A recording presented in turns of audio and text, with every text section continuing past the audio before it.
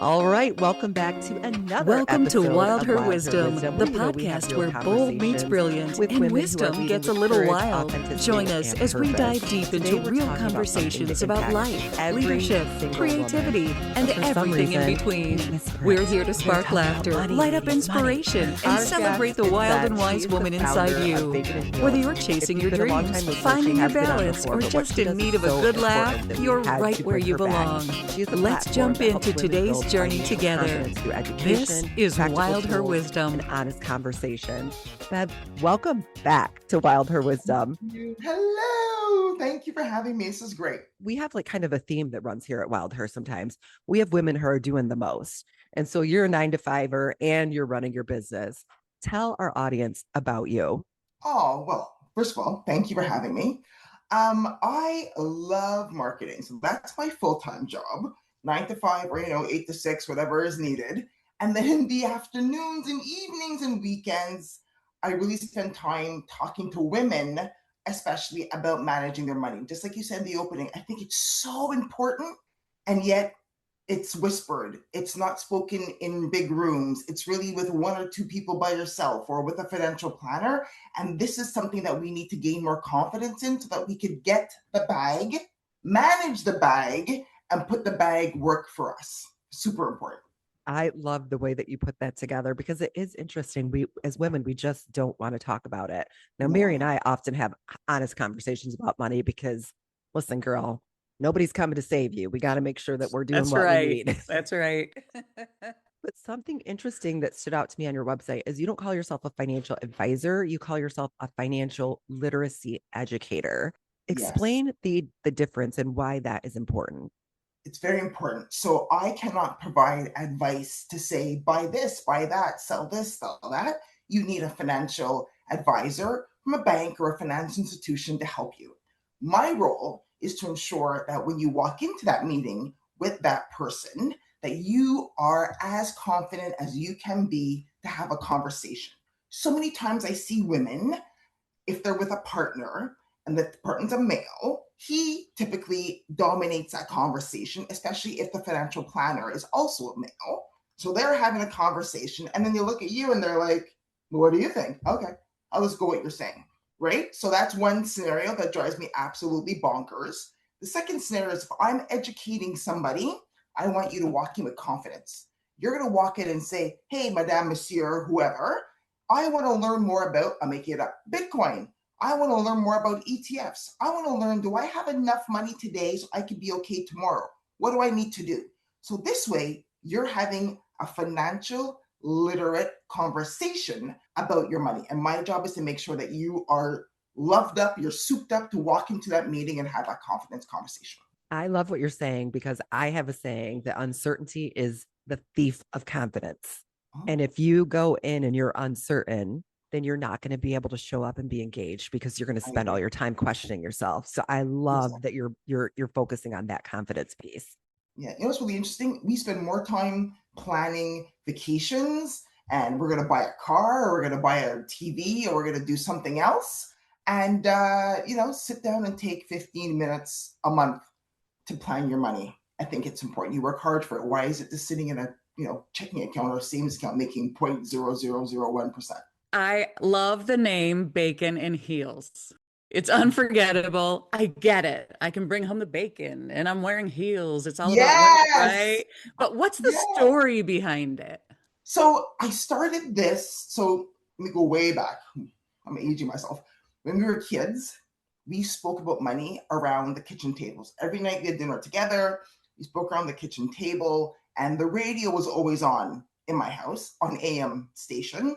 And my dad would say, oh, it's the 6 p.m. money minute. So he wants to hear what's going on at 6 p.m. And it was literally a minute.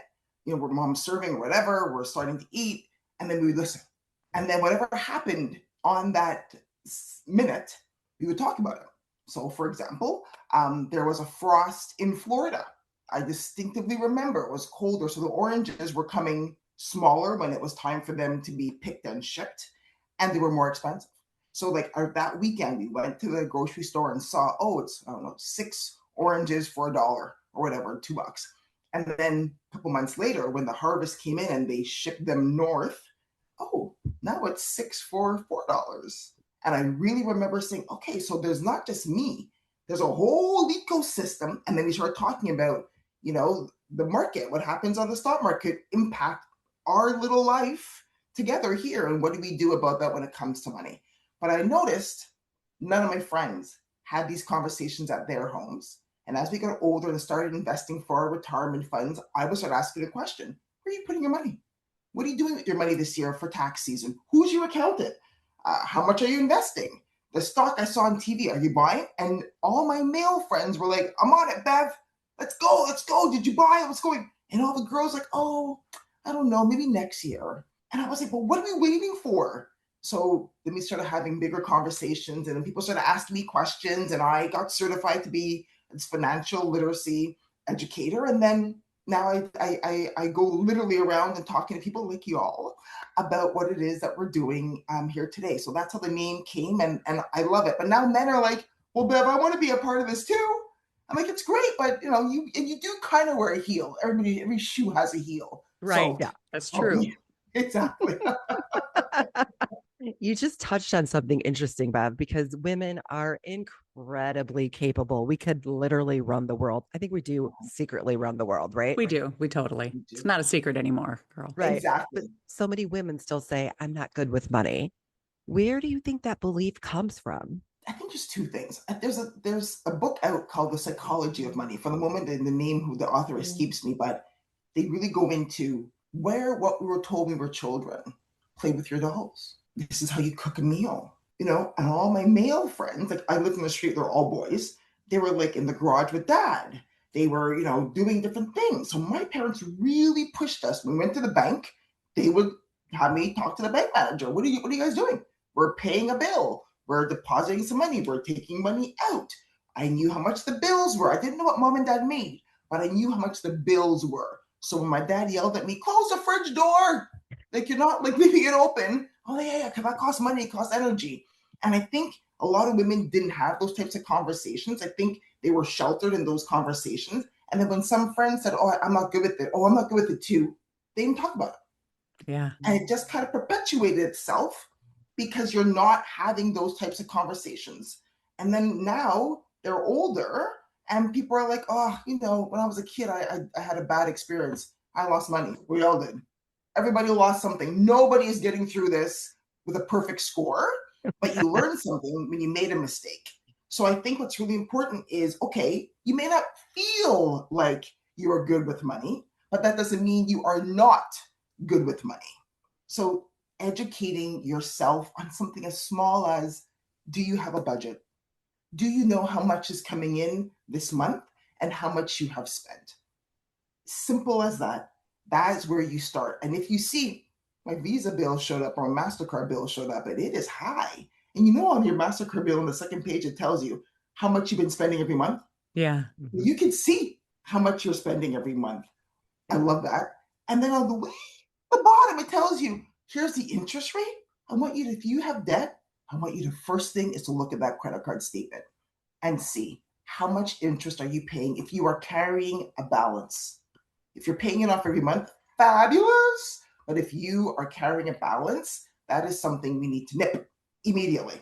You got to find a way to pay that off so that you're not always paying 29.9%, 21.9%, which is, again, it's bonkers. My favorite saying. It's bonkers because I really feel like you're just getting above a little bit and then you go back underwater because you're just paying off the little bit of that interest that you're doing a little bit, and then you add more things on the bill and then you're back underneath, and you add more things and you're back underneath, and you're on this cycle that's hard to get out of. Yeah. And then people feel, see, I'm not good with money. See, there's proof. But nobody has taught you about you can make a budget. Even though that word sounds boring and awful, you don't have to buy the $25 million shoes and you have another one at home. You don't have to get that extra purse. Just having a little bit of a, do I really need this? In that moment is life-changing. It really, really is. We talk about wants versus needs a lot in our house. And Yeah. the problem is I want everything. And wanting is needing for me, but it's work, right? It's like a diet. Yes. Was there a defining moment though in your own life where you realized that financial literacy could actually change someone's future? Well, 100%. When the stock market really started being democratized, meaning we could now self-direct our own money, I didn't need to go to this guy that I had. And I remember I used to have a broker, and I would call him and say, "Hey, Mike, I need you to buy XYZ." And I could hear him on the phone clicking his laptop. So I said, "Mike, I'm calling him, buy this." Click, click, click. "Okay, Bev, you want to buy 100 shares of this at this price?" "Yes." Click. And I'm like, "I just paid you $200 to clickety clack in your laptop?" Seriously. But I know what I wanted. And then all these banks started coming out with you can self-direct yourself. So I opened an account and I put like $500 in it and I bought one share of something. And I was like, that was only $8. And then I felt better about doing it, transferring money from the accounts into this account, and then learning more about retirement, right? How much money am I going to need when I'm 100, right? God willing, everybody's living healthy and long life. How much money am I going to need? Where am I going to get this money from? If you stop working, where am I pulling this cash from to make my life better or keep it the same? And that really opened up my eyes about, okay, the world of compound interest. And when I had that locked in my mind, I was like, this is like the eighth wonder of the world. Why are we not talking about this? You put a little bit of money in every month, a little bit, doesn't need to be a lot. And then over time, yes, there'll be up and down years. Over time, you are most likely going to be in a better position. And when you're 20 and you start putting in $200 a month into your retirement account, that's it. You don't need a bazillion dollars, a little bit, a little bit, a little bit. And then every time you get a raise, you add in a little $25 extra a month or $50 extra a month along the way. By the time you blink, that could be up to half a million, $1 million if you start really young. If you start older, that's good too. You may have a little bit less, but that doesn't mean you have nothing. And Right. that's the Right. thing I don't like to see is somebody in their 50s, 60s, and they're like, when do I start investing? And I'm like, today. Yeah. There was Yeah. no shame today, right? Let's get this moving. And it doesn't need to be a lot of money. It could be just a little bit, what you could afford today. And then maybe it's saying no to that extra want, put it on something that you're going to need a little bit later. Yeah. Yeah. Wow. Money is very emotional. So I'm curious, like, how much of financial success do you think is on people's mindset versus the actual math? Oh, so you meaning that if somebody feels that they're not doing as well, but they are doing well? Or yeah, or they're just, money, like we don't want to talk about it and we Oh, don't want to, and so it's just like we're just holding it in and, because we don't feel that confidence. I think there's money shame. I think people are ashamed because if they look on TikTok, Instagram, and you see people having a ball. Oh, I just bought this new Mercedes, blah, blah, blah model, and I paid for it cash, and all that is fake. And I think there's theft in joy when you compare yourself to somebody else, your friend, your neighbor. You don't know what's going on next door. They may Right. have the flashiest cars. Maybe they're in debt, Yeah. Yeah. Mhm. or I remember years ago, I went to this very ritzy neighborhood because they were selling some furniture, and I'm like, oh, this is nice. I should go see. And they opened the door. They had beautiful cars in the driveway. I mean, like Range Rovers and high end cars. Inside was empty, empty because they opened the door, and I'm like, oh, I want to look inside. What's happening here?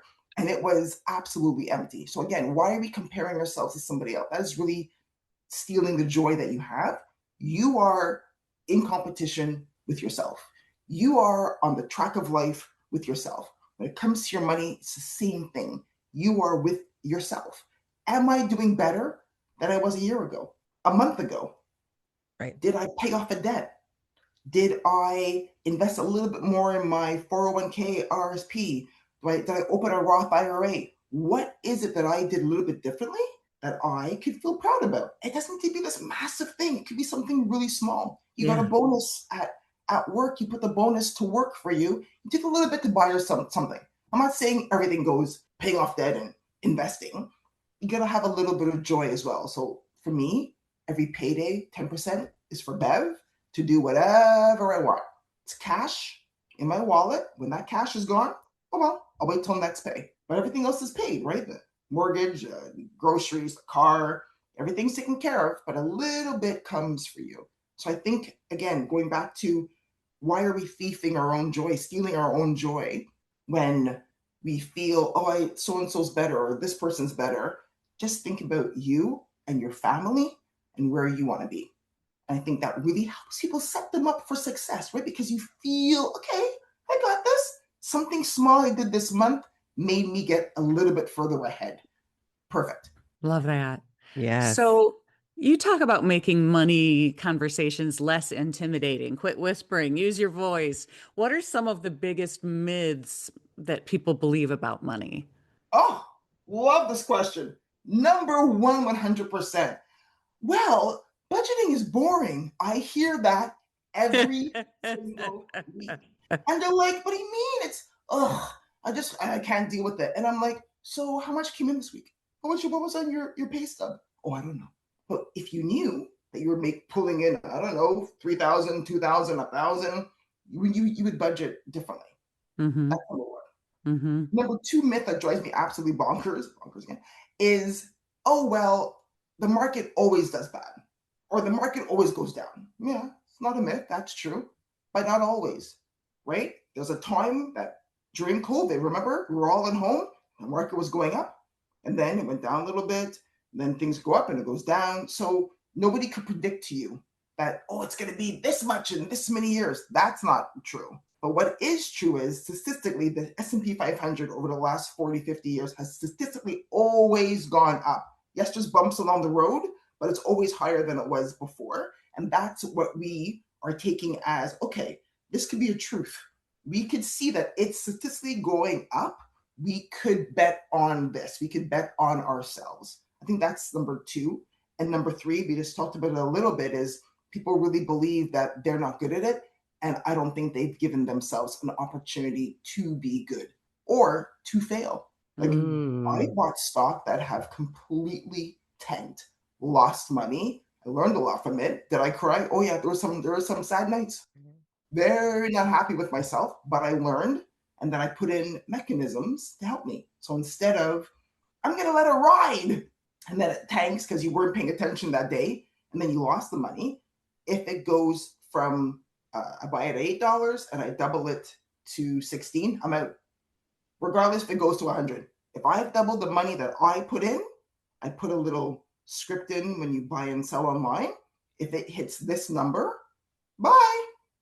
And I could safeguard that. So I could be on vacation and not worrying about what's happening. I need my phone. I need to be watching it every single day. You just need to breathe and feel like, okay, I did a little bit good today. It went up today. Great. It's working for me in the background. Great. I'm not looking at every single day. Yeah. You touched on this a little bit earlier, but we hear the phrase financial independence a lot. But what does that look like in real life? Not on TikTok, not on Instagram, but in everyday life. What does that look like? It depends on what that means for you and your family. Every individual is different. So maybe somebody, for them, is they need enough money that they could leave a bad situation, right? And a bad situation could be a bad boss, a bad relationship, a bad neighborhood. Even you want to go out one night and you didn't bring your car and you need to have enough money to get in the cab or pay an Uber and come home. So independence is managing, knowing what's happening with your money, managing your money by yourself or with a financial planner or advisor, which I always recommend, being able to stand on your own 2 feet. If there's an emergency, like a couple of years ago, our roof leaked, I was working, the water literally dripped down on my laptop. And I was like, okay, so let's call a couple of roofers. They came, one patched it. The patch was like $3,000, the patch. And then they came in the spring and they redid it. And that was a lot of money. And they didn't want it in installment. You had to pay it in the moment. And if I would have paid it by credit card, they would have been, that's another 2% on it because they had to pay the credit card. I'd give them a check, a certified check from the bank, but I had that money in the bank waiting to pay. And that for me was, okay, I got it. My back is strong. I could handle that load. I just need somebody to come and do it because that's something I'm not going up there, banging nails and doing whatever they do up there. So it's really important that I had the money to pay for it. Or I was driving home from a trip and the car screen lit up like a Christmas tree and said powertrain malfunction. And I was like, I went to the dealer, was it still under warranty? And it was $2,700. And I had it in the bank to pay the bill. And I think that independence of knowing I will not go into more debt for this because I put it on a credit card, then you paid it off. But that independence of knowing I could handle this situation is life changing. And I'm not saying after the roof, we had to refill that bucket. It's not like endless money in there, right? So then we're back to, okay, every pay, putting in a couple $100 extra into an emergency fund so that could help in that emergency. But that really proves in that moment that sacrifice of maybe not going to that party or not going to that big fancy restaurant and putting that money in that box was important to us, because when the poop hit the fan, I was able to, we were able to handle the load. Yeah. So independence, whatever it means to you in your life, in your family. And for me, it's being able to not have to worry about, oh my goodness, the roof is leaking, the car. I'm not talking a ton of money, but just enough so that you don't have to put it on a credit card and go into debt. And I heard a statistic. I'll get you the source. Apparently, in North America, people do not have $1,000 in their savings or checkings account to handle $1,000 emergency. That is not good. And 1,000 could be the dishwasher, the car, we blew a tire. There's a bunch of different things that are small but mighty and meaningful that make an impact on your budget. Yeah. So what about women whose households are living absolutely paycheck to paycheck? Where should they begin without feeling overwhelmed so that they give up? Oh my gosh. And that is, first of all, you got to give yourself some grace. If it's paycheck to paycheck, I really need you to sit at your kitchen table and really open your laptop, your checking account, whatever, banking accounts, and look and see where the money is going. It's unbelievable how more expensive things are. Milk, groceries, meat. We went to a barbecue last night, and the guy was explaining he had to go to Costco and get meat, and it was like $200 for beef, for steaks. And they were delicious, but I was like, I ate every morsel to show him I appreciated that meal. But I think what's really important is you need to look at where you are today. So acknowledging that, yes, things are more expensive. Where is your money going? I always ask people, 30% of what you bring home, your net income, should not be going to, more than 30%, should not be going to pay like your monthly mortgage or your rent. If it's higher than that, that's too much money is in one section. And then you're starting to make choices between, do I make a car payment, my credit card payment, or pay my rent? And then you start going into this hole because then you can't dig yourself out of it. So look at where you're living. If there's a place for you to maybe move to a smaller place, a place where you're not spending that much money on your rent, that's important. I want you to look at all your subscriptions, right? On average, we pay $15 to $17 per subscription service. And I think the number was 21% of Americans do not know what they are paying for. So it comes on your bill, and you just kind of fly by it. Oh, yeah. And then whoops, the next month you get, oh yeah, I got to look into that. The next month comes and you didn't. Yeah. So look at those subscriptions. And it could be the streaming services we watch our favorite shows on. It could be a gym membership. It could be something that you receive every month, like those boxes that come every month. You get a gift in the box every month. Really look and see where that money is going. And the thing that I do every single year is I call my cell phone company every year. I'm like, hi, it's expensive. Hello, I need a new plan. I went on the internet and I see that you're giving new customers a cheaper plan than me, and I've been with you for 10 years. Why am I paying more? Hello, can I talk to somebody in the loyalty department? I love it. You transfer me over, and then $10-15 more. That's $15 in my pocket. That could go to gas. That could go to those groceries. Could go to whatever. So really look at what you have in front of you. And for my friends on this channel with children, I like you to think about all the activities that they have. My neighbor right next door has 2 amazing boys. They're in hockey, jiu-jitsu, swimming, and every night my friend's running. Yeah. Taking them to the next activity. It's expensive. Hockey equipment is not cheap. And every year they're growing. So they need new skates, new cleats, new this and that. And they're both goalies. So that's even more equipment because they have the most equipment on them. Yeah. So now it's like, do you make a choice and say to your kid, I could do one this year or one this session? Can you please pick which one you want me to help you pay for? Or they get a summer job to help you pay. So it's really taking a look. And I know it's nerve wracking and it's not fun, but it's literally 2 hours that could really set you up for the rest of the year. That could really set you up, especially if you're paycheck to paycheck. And then last but not least, you got to ask for a raise. What is it that you can do at work that could say, boss, what do I need to do to make more money in this role? And if you can, maybe it's time to look for another role and start to get out of that role and see, maybe I need to change roles. Maybe I need to learn something online for free on those online courses that can make me better at my job so I could move up and show them that I want to move up, or I could change. Yeah, that is the truth, especially for women. We do not ask for raises in the workplace the way that men do. So extra fine point on that point. Yeah. So And we also don't apply for jobs if we don't have all of the requirement data. There's like 10 bullet points. Oh, I have 8. Okay. All my male friends are like, I'm doing it. Right. They're gonna love me when I walk into that interview. And women are, well, let me get all 8 first and then, or all 10, and then I'll see what I could do. Like, no, it's being a little bit more leaning into that. I'm just gonna do it. Yeah. Let them say no to me. Do not say no to yourself. Right. We don't talk politics here on Wild Her Wisdom, but I will just say we have a lot of people running the country that cannot check every box of experience. So girls, put your resume in.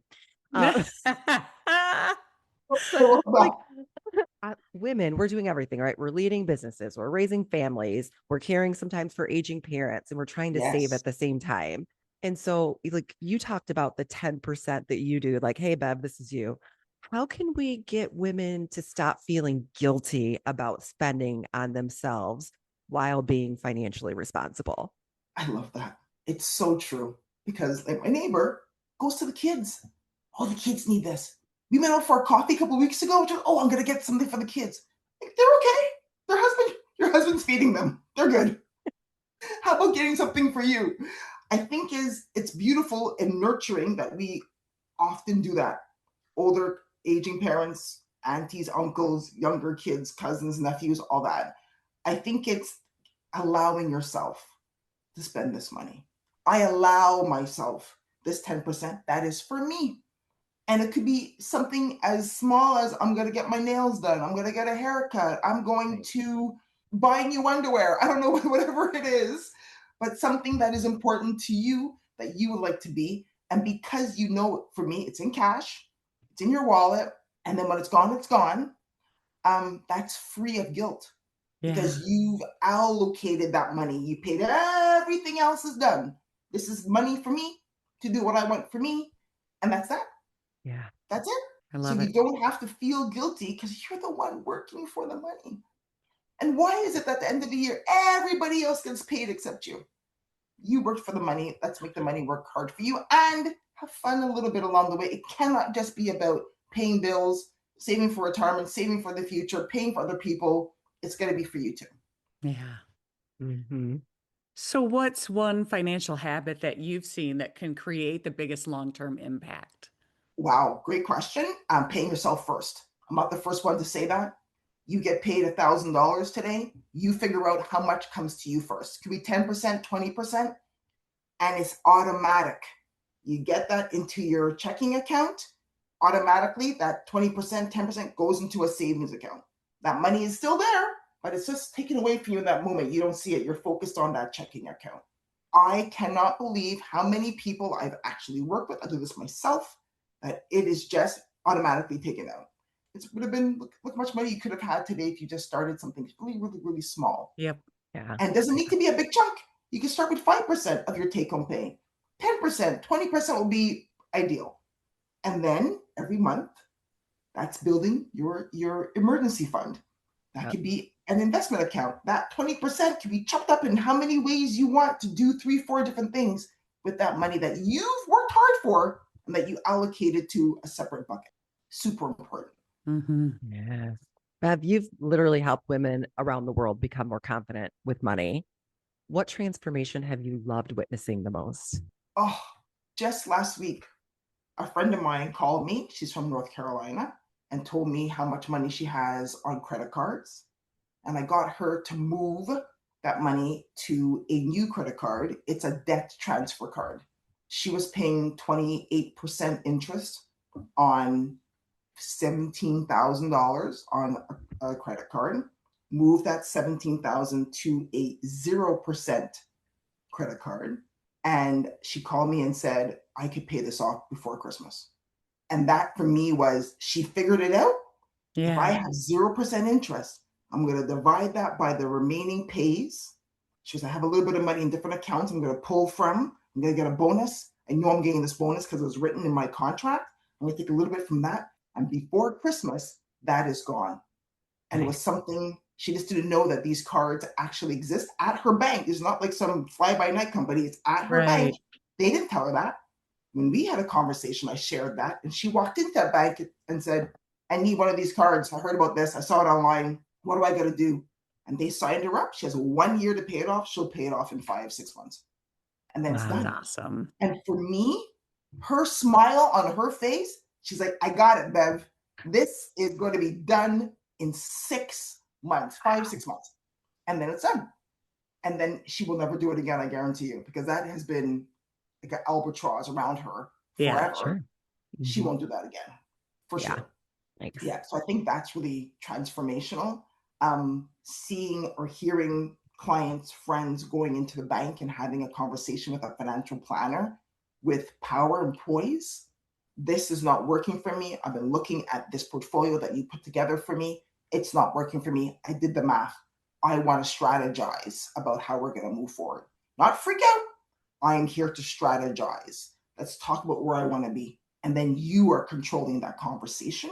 And then you're having that person who's supposed to be helping you really work for you. That's the second thing that I've seen a lot. It's really interesting. The third thing, I think you spoke about that the last time you spoke. I ran into a friend at the grocery store and she told me she was putting $10,000 a year for 10 years in her retirement account because you get the tax deduction. She got the deduction. The person she was working with forgot to tell her, well, you don't just put the money in there, then you got to put it into an ETF or a mutual fund or something. And she did not. And that $100,000 over the 10 years went to like $103,000. And I'm like, this is not possible. We had the biggest, bull run in decades. Why is this money not working? And then we sat down and we figured it out and she changed her person. And now she's working with somebody and she could see it actually moving. Even though she lost out on that growth, she's now in a better position. So for me, those are the three things that really I find are empowering and it lights me up, right? I'm like, okay, I've actually helped change somebody. They did it themselves. I just gave you the information, but they did the action to actually make it happen. Those were good. Of course, I'm always the one crying. Oh my God, it's so good. But why do you think so many women are afraid to start investing? I think maybe it's the unknown. I think it's, if you didn't grow up, I grew up with this around the kitchen table. So for me, it was a little bit, okay, this is what we do, this is what we talk about. I think people didn't talk about it. And then they were told, well, women don't talk about that. It's on the down low, it's quiet. And then they just don't. And then years pass by quickly. And then they are where they are today. I think that's one thing. And number two, we go back to the saying, I'm not good with money. And I don't know how that got ingrained in women. So many women say, oh, it's boring. Oh, it's not good with it. But you're working hard for it. And I think once you get that little glimmer of, oh, I could do this. I could do this. Like Elle Woods. Remember Elle Woods from that movie? Yes. Is like it it's hard? Yeah. Like it's hard. I can do this. Let's get it done. And as soon as you get it, that one small little thing, and it can be small as calling that subscription company and canceling, calling your cell phone provider and saying, I want something small. When you see, oh, they actually helped me, or they did something I asked, or they gave me even 50% of what I've asked, I got to ask more. Open your mouth. Closed mouths don't get fed. Open your mouth, Mm, ask the Mm. question. Can I do this? Because if not, you're putting the no on yourself. They did not tell you no. You're telling yourself no, yeah. and then you're in the same position you are a year later. Yeah. It's really something. All right, Bev, I think I know the answer to this, but if you Ooh, could wave your magic wand and just rewrite the way girls are taught about money, what would you change? everything. um, I would change when we start talking about money. I think it should be happening in schools. I think it should be happening, not big, big things. This is what money is. When you go to the grocery store, people see their parents take out a card and wave it across that machine and bing, it's gone. They're not touching money. They're not touching money. Yeah. I love kids having a piggy bank. I think it's cool. Cling, cling. Mm-hmm. You hear the Mm-hmm. coins or the Mm-hmm. dollars filling up in a glass box or a plastic box, and you cling in there. Super exciting. I think we should be teaching it in schools, number one. I think we Yeah. should be learning about it at home. How do we ask parents to teach their kids if they don't know themselves? So I think there should be mandatory learning, should be Yeah. free learning to learn about how you could do well with your money. And I think banks have a big role to play because that's the first thing we think about. A lot of banks are doing a lot more online classes, online 60-minute sessions. Local universities are doing financial literacy courses over the summer for free. So just getting those resources out to people to make sure that they understand that they can learn and they can do this themselves is key. I think we as women need to be better at asking and talking about money with our friends. That's a magic wand that I could say you're having a dinner party with your friends. I want somebody to ask the question, where are you investing your money? Did you buy that hot stock, or what do you think about that? How are your investments doing? The market's doing well. I'm not saying dominate the whole conversation. I'm saying ask a question and then look around at the table and see who's going to answer. Mm. I find that fascinating. It's fascinating because someone's going to say, oh, I don't want to talk about it. I don't want to. Somebody else is going to be like, oh, let's have this conversation. Then there'll be people in the middle who are going to be either or, whatever. And Yes. then, yeah, It sounds like Shelly and me. We've been having a lot of financial conversations. Girl, did you A, B, or C? And oh, I haven't yet. I love it. I mean, we all need a friend to keep us accountable, right? exactly. And at Yeah. work, if you have a match at work, I would love HR to really not force, that's the wrong word, encourage Yeah. their employees to take the match. So many Yeah. people they have the match available, they But just they don't don't do it. take And it. then years again pass by, you lost out on that compound interest that we spoke about at the beginning. So I Mm-hmm. think I know HR is full, there's so many things they got to worry about, but just making sure that that information is passed down to the managers to encourage their employees. Hey, you put in 2%, we're putting in 2, we're matching you, that's free money. Getting on board with that so that you learn about it when you're younger, you're actioning it with your friends, you're doing it at work. I think it's really important. You've talked about you had a background where, you were invited to these conversations and you were invited to participate. Was there anything that you wish someone taught you that you were young when you were younger that you learned later on? Or do you feel like all those bases were covered?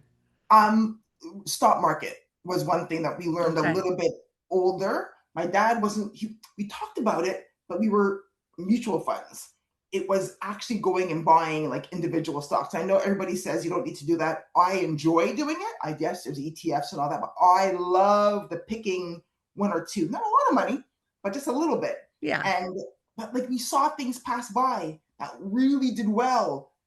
Tesla, Costco, Apple, and then things started really moving like when the original Silicon Valley.com was happening. I remember being in Burlingame, California, waiting for a friend of mine who lived there at this corner coffee shop. And this kid drove by in a Maserati. And I was like, what's happening here? And he came out like with, AC/DC t-shirt and flip-flops. And I was like, what is happening here? What is happening? And then my friend came a little later and I'm like, just sit here with me for a minute. And he's like, oh, this is what's happening here. And then we talked about that all night. I remember Demetrius and me sat down and talked about what's happening in California. And then things started happening. You could doing a self-directed fund account with your bank, only buying stocks, ETFs, mutual funds. And that if I knew that just a little bit earlier, fire. it would have been different. Yeah. Yeah. Yeah. Wow. But still, we learned a little later, but we're still doing it. Right. So Yeah. we talk a lot about confidence at Wild Her Wisdom. How closely connected do you think confidence is to financial literacy? I think there is an intertwine there. It's intermingled for sure. If you're not confident about your money, are you going to seek out to learn proactively? Because remember, we spoke about shame. I think you would feel bad about yourself. If you feel a little bit confident today after hearing this, and you could go out and just look at your bank statement, look at your net worth, which is how much you own minus how much Right. you owe, Right. really understanding where you are, that is a huge step. Mhm. The amount of clients and people that I speak to, you would be amazed how many people do not have that number.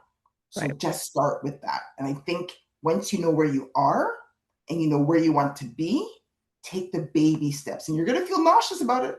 I'm not going to lie to you. It's not going to feel good the first couple of times. You're like, oh my gosh, I'm spending all this money. But you're investing that money in you and your family and your future. Once you do it a couple of times, that's why you have to have a financial planner or an advisor. Mhm. Go speak with them and say, look, I'm not feeling good about this. Be honest. I'm not good. Help me get better. Let's start small. And then as I get more confidence, oh, things are actually easier to manage, easier to understand. Oh, I can do a little bit more. It's not all or nothing today. It could be $100 a pay, $50 a pay, $25 a pay, $5 a pay, whatever you could afford, but start putting it to work. And you'll see as soon as you start seeing a little bit of gains, where you get to understand how things are moving, now you can say, okay, this is not that hard. I can do this. Let me figure out the next step and strategize. You're not calling these people to freak out. You're talking strategy. What do I do today? I can get to where I want to be tomorrow. Yeah, I love that. I do a lot of culture work in organizations, and I always tell them, just because you don't talk about the problem doesn't mean it's not still there. It's true. So true. So true. You can't just hide it and it's going to Right. go away, right? It Right. really needs to be spoken about. And I mean, go back to the kids, show them what the bills are. Yeah. Show them Mhm. this is how much the internet is a month. Mhm. This is how much your cell phone is. So when you lose that cell phone and you say, I lost a phone or I broke the screen, this is how much it's going to cost. Mhm. And it's nothing wrong with giving kids a little job in the summer. There's a guy here, he's Astrid, he's on Instagram. He's 11. He's going door to door in his neighborhood, asking people if they want to have their recycle bin, their garbage bin washed. Yeah. Yeah, he was on Fox News. He was on, all over TV. And he's like, Yeah. I'm 11. I want to buy a bike. I want to buy whatever you want to buy. But he's 11. He's starting. Yeah. Mm-hmm. He's learning, and now he's learning the no. People say no, thank you, and closing the door. And he's building that resilience and he's building his Yes. confidence. So Mhm. same thing. As you're doing things, start small. If you hear a no or you lost something or you learned something, you're building that confidence. And confidence is done by doing. You're not going to sit down behind a screen and keep on researching and looking and reading and researching. Yes, there's time to research and there's time for action. And you don't need to do big actions. It can be small actions, can make a big impact. Yes. I was going to ask the question, when women begin taking ownership of their finances, what changes beside their bank account? But you've answered it for me already because clearly it's confidence. Yep, 100%. When you know you can stand on your own 2 feet, nobody can stop you. Yeah. Mhm. Nobody can stop you. And again, having that extra money in the bank, you hate your job, your boss is a tyrant, you can say, I don't need this. Yeah, peace. Exactly. I'm out. You're in a relationship and it's not going well and you can't leave. No, I could get my own apartment. I'm okay. Thank you. I'm out. Yep. So empowering. Yeah. So important. So important. And people, I have a friend who cannot leave a job because she doesn't have enough. And she has to suck it up. And it kills me. It really, Yeah. really, really, really, really hurts me. But she's like, I got a plan. I'm on it. So hopefully in a year from now, she can be out of that into somewhere else where they love her up and she's fabulous at what she does. And somebody else is going to see that fabulousness, Yeah. which is important. Yeah. Yeah. What's next for Bacon and Heels, Bev? Well, a couple of things. I'm looking to do a podcast, very short, and you're going to be on, Miss Shelley. Love Yeah. it. It's literally a 5-minute podcast. It's asking 3 money questions. 3 questions. That's number 1. Number 2, I've been asked many times to put things online. They're like, Bev, you talk about all these great things. You give us these tools. Can you formalize it? So I'm working on an ebook. So before the end of this year, I'm going to have an ebook that has all these tools inside, all interactive, that you can download and use in your day-to-day life to make your life easier. So those are my 2 big things that I'm working on this fall. Awesome. Yeah. If our listeners could take away one thing from today's conversation, what's the first thing that pops in your mind? You can do this. You are good with money. And anybody who tells you you're not good with money, I just need you to walk away from that person. You could do this. You just need to make one little step. Either you save 20% for yourself first, you start a little emergency fund, you ask for that raise, you call any of those bill people and you say, I need a discount, I need a reduction. Make one action because you are good with money. 100%. Love it. All right, Bev, this is my favorite time at Wild Her Wisdom as we wrap up with our no filter finale. And so we're just going to we're just going to rapid fire and you just cut the first thing that comes to mind. Okay. And we'll get to know you a little bit. All right. So I'm going to start first. Coffee or tea? Oh, coffee. Cash or credit? Cash. Budget every dollar or spend spontaneously? Wow. That's tough because if I have I'm budgeting so that I could spend my 10% spontaneously. Okay. All right. Morning person or night owl? I'm a night owl. I find when it's quiet, I could bang out work. My brain is flowing. In the day, I'm good, but at night, I'm really firing on all cylinders. One book every woman should read. I would say The Automatic Millionaire by David Bach. Yeah, changed my life. Most underrated financial habit? Budgeting. What's one purchase you'll never regret? Ooh, sleeping on a good mattress. Okay. What's one purchase you absolutely regret? I bought one of those fancy purses, thinking it was going to be all that. And it wasn't. Still in the closet, not really using it. I should just sell it. I'm just going to sell it. Thank you. I'm going to put that on. I'm going to put that on Marketplace today. Get rid of that. Favorite place you've ever traveled? Oh, Barcelona. Ooh. Absolutely beautiful. If you haven't been, add it to your list. One thing you always splurge on with your 10%? Good food. Nice. What's one word your friends would use to describe you? Frugal.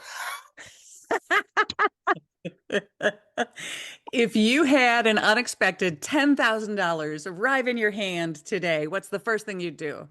I would divide it into a couple of buckets. I would spend 20%. I would invest 50%. And the 30% I may give. Oh, nice. Impressive. If you could have dinner with any woman, alive or gone, who would it be? Wow. I think, only one? Only one. Can I have 2? Okay, you can have 2 because we like you so much. So on the personal side, I never met my grandparents. I would love to learn my grandmother, what mom and my dad were on each side, what they were like, and hear their voice. I never had that opportunity. So on the personal side, I'll do that. On the other side, I think on the business side, I would like to speak to Thasunda Duckett, who is the CEO of the TIAA. She is a powerhouse. She runs this fund, and it's a money fund organization, and she's CEO, and I love her. I think she's eloquent. She speaks well. She's poised. You see her come on stage, and she exudes this confidence about people managing their money, people getting involved with their money. I think she's fabulous. One of these days, I'm going to have to meet her. I don't know, somewhere, somehow, I'm going to make that happen. All right, finish this sentence. Every woman deserves to know that they can take care of their money and they don't need somebody to take care of it for them. Yes. That is a great way to end the show, Bev. Thank you for reminding us that financial confidence is not about being perfect. It's about being informed, intentional, and willing to take that first step. We really appreciate the work you're doing to help women rewrite their financial stories because it's so very important. Thank you so much. Thank you for having me on. It was a lot of fun. Yay. Yes. And to everyone listening, remember that wisdom isn't just something we collect, it's something that we live. So until next time, keep leading boldly and living authentically. And just like that, beautiful souls, we've wrapped up another episode of Wild Her Wisdom. But don't let the journey end here. Come connect with us. Follow us on Instagram, like our Facebook page, and visit sdandco.com to catch up on episodes, grab extra inspiration, and stay part of the Wild Her community. And remember, the conversations here are for your inspiration and empowerment, not professional medical or therapeutic advice. Trust yourself and reach out to qualified pros when you need to. Until next time, stay bold, stay brilliant, and keep living your Wild Her life. You are powerful, you are wise, and you are absolutely unstoppable.